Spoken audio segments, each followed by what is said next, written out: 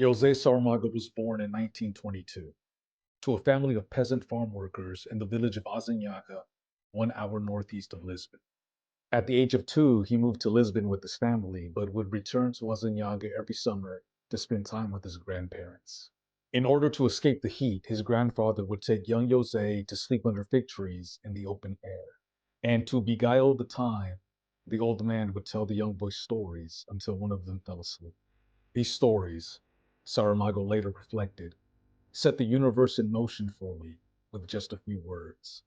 He showed great intellectual promise as a boy, but his parents couldn't afford a formal education.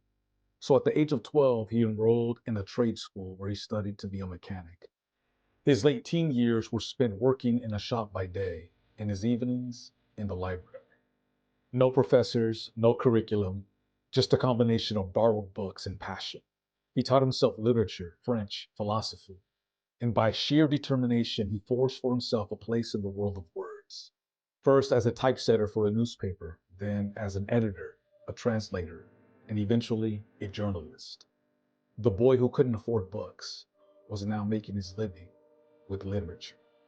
He wrote a novel at the age of 24.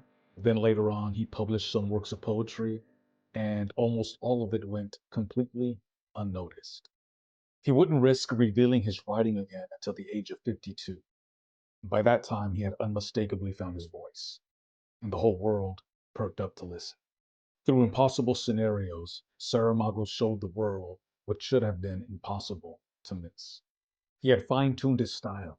He wrote the way people think, long sentences, no quotation marks, because he said, life doesn't use punctuation.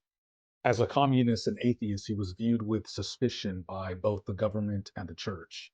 He actually left Portugal in protest after the government attacked one of his books, living in exile on an island off the coast of Spain.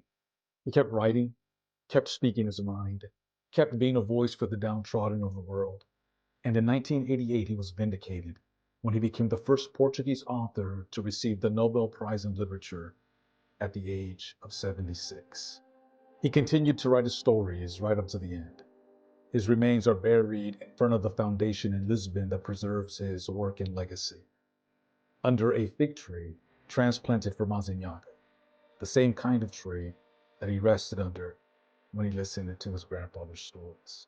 I spent the last 6 months immersed in the works of Saramago, and then took a trip to Portugal to experience the setting and the places that inspired them. And I'm excited to share with you the impact that it had on me. Stay tuned.